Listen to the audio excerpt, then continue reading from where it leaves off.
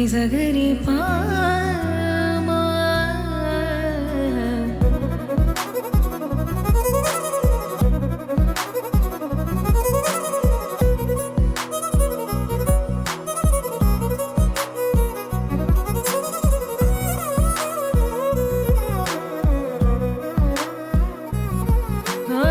జై శ్రీరామ్. ప్రస్తుతం నేను అయోధ్యలో ఉన్నటువంటి అమావా రామ్ మందిర్ దగ్గర ఉన్నానండి. Gautam neuro care, brain stroke, migraine, fits, brain and spine surgeries కి బెస్ట్ న్యూరో సర్జన్. ఎంతో ప్రసిద్ధి చెందినటువంటి ప్లేస్ ఇది.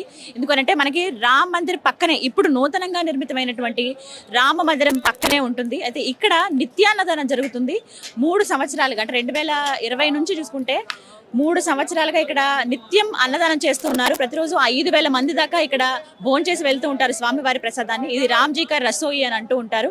అన్నదాన క్షేత్రం అని చెప్పి మనకి రామ్ మందిర్ పక్కనే బోర్డు లాగా కనిపిస్తుంది.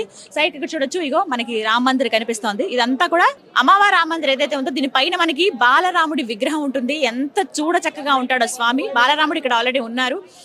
వారి మూర్తి చాలా అందంగా మనకు కనిపిస్తుంది. స్వామివారి రూపం కానీ కాసేపు అక్కడ కూర్చుంటే చాలా ప్రశాంతంగా అనిపిస్తుంది.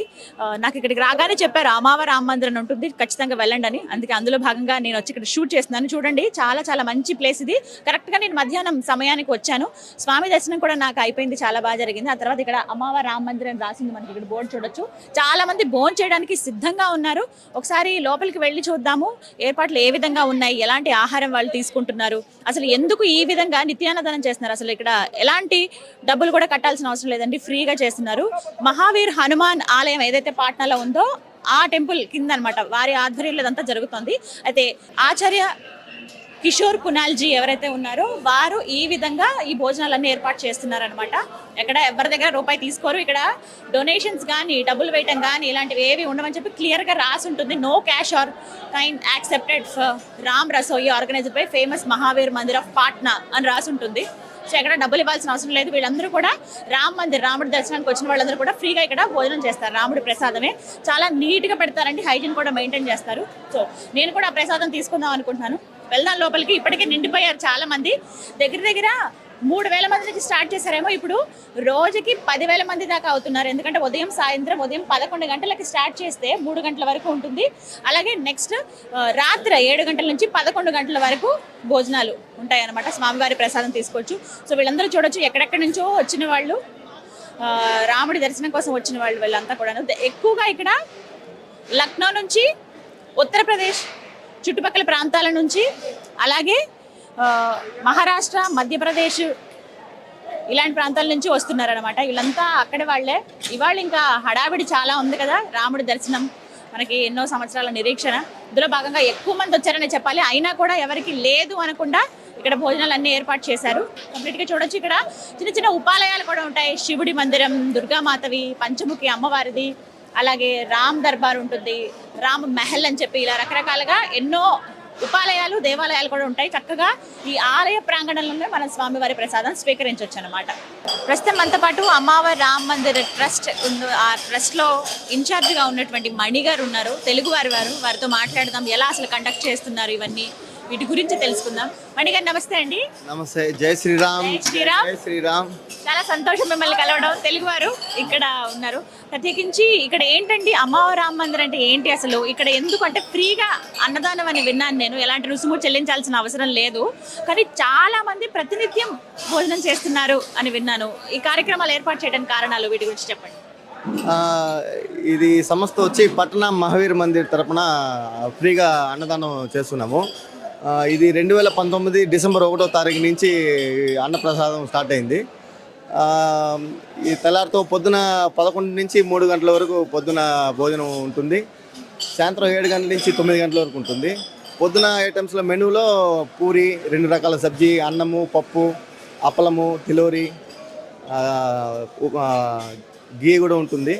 దాని తర్వాత స్వీట్ చట్నీ, తెలుగు వాళ్ళ కోసం, సౌత్ ఇండియన్ వాళ్ళ కోసం సాంబార్ కూడా ఉంటుంది. ఈవినింగ్ కిచిడి ఉంటుంది. 2-3 రకాల స్వీట్ ఐటమ్స్ ఉంటుంది. అప్పలము, తిలోరి అవన్నీ ఉంటుంది.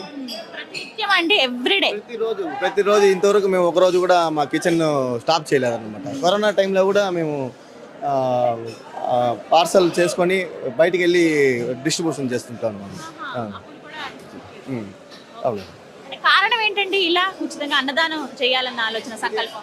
మా సెక్రటరీ వచ్చి బాగా భక్తివంతుడు అనమాట. ఆయన చిన్నప్పటి నుంచి ఆయన వాలంటీర్ రిటైర్మెంట్ తీసుకున్నారు అనమాట. ఆయన వచ్చి బాగా ఎక్కువ భక్తిమంతుడు. ఆయనకి Acharya Kishore Kunal retired IPS officer. ఆయన ద్వారానే ఈ సంస్థ ఆయన ద్వారానే డెవలప్ అయింది. ఫస్ట్ చిన్నదిగా ఒక ఆంజనేయ స్వామి టెంపుల్ ఉంది పాట్నా రైల్వే స్టేషన్ ముందర. కొద్దిగా సమతలు పెంచి 4-5 క్యాన్సర్ హాస్పిటల్ ఫ్రీగా నడుపుతున్నాము, 2-3 స్కూళ్ళు ఫ్రీగా నడుపుతున్నాము. ఇక్కడ అయోధ్యలో కూడా ప్రతినిత్యం ఒక రోజుకి 4,000 మంది నుంచి 5,000 మంది వరకు ప్రతినిత్యం అన్నదానం చేస్తున్నాము. మీరు ఎలా ఇక్కడికి రావడం? మీ అసలు మీ దేవురు? మాది తిరుపతి అండి. తిరుపతి నుంచి వచ్చాము. ఇక అయోధ్యకి రావడం, అయోధ్యలో ఉండడమే మా భాగ్యము. అయితే నిన్న స్వామివారి దర్శనం చేసుకున్న తర్వాత మా జన్మ ధన్యమైందనేసి భావిస్తున్నాము. కన్నులకు విందుగా ఉండింది. ఇది వచ్చి మాటలతో చెప్పేది కాదు, ఎవరైనా తనివి తీరా అనుభవించాల్సిందే. అందరూ రావాలి, స్వామివారి దర్శనం చేసుకున్న స్వామివారి కృపా కటాక్షాలకి పాత్రలు కాగలరు. అమ్మ మందికి రండి, భోజన ప్రసాదం తీసుకుని స్వామివారి కృపా కటాక్షాలు పాత్రలు కాగలరు. సార్ ఇక్కడ చాలా మందిరాలు ఉపాలయాలు కూడా చూస్తున్నాను ఈ చుట్టూ, ఇక్కడ లోపల ఇవన్నీ. ఇక్కడ స్వామివారు ఇది అమ్మవారి రామ మందిర్ అనేసి బీహార్ పట్నాలో అమ్మవారి స్టేట్ అనేది ఉండింది అనమాట. ఈ 1920లో ఈ గుడి నిర్మాణం జరిగింది. అప్పటి నుంచి రాజావారు వాళ్ళ కుటుంబీకులు ఈ టెంపుల్ని నిర్వహిస్తున్నారు.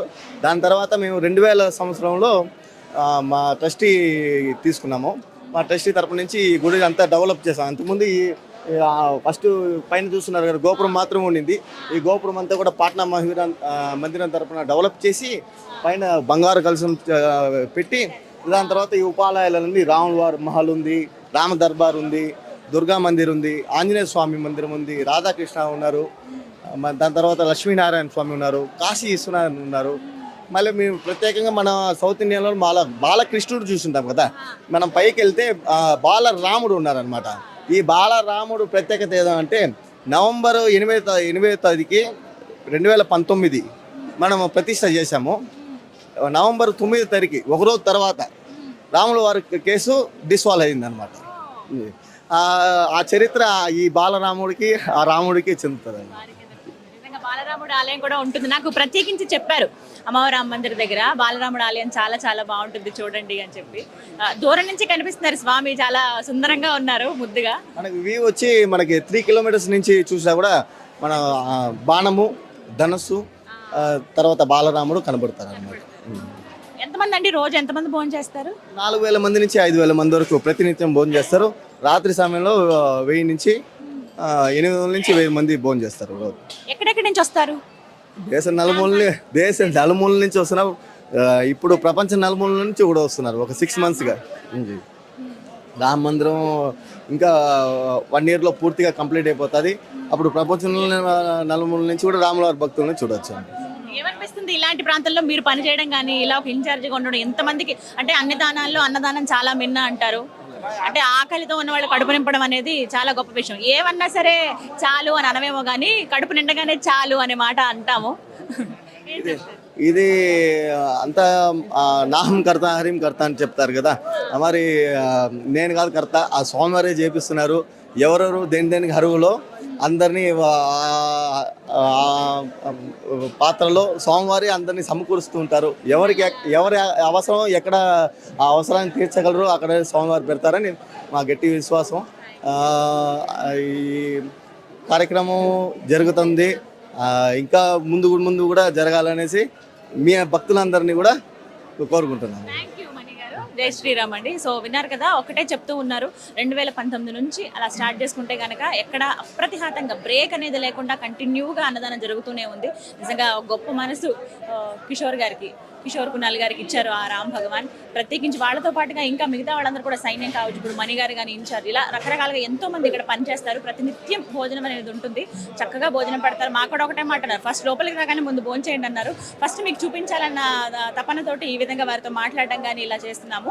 ఇప్పటికే ఒక బ్యాచ్ అయిపోయింది, నెక్స్ట్ బ్యాచ్ కూర్చుంటున్నారు. సో నేను కూడా ఆ ప్రసాదం స్వీకరిద్దాం అనుకుంటున్నాం. మా టీం అంతా కూడా మేము తింటాము ప్రస్తుతం. సో మీరు కూడా అయోధ్య వస్తే ఖచ్చితంగా అమ్మవారి రామ మందిర్కి రండి, బాలరాముడిని దర్శించుకోండి, ఇక్కడ భోజనం కూడా చేసి వెళ్ళండి. ఇది రాముల వారి ప్రసాదం, ఇది రాముల వారి వంటగది రసోయి. జై శ్రీరామ్.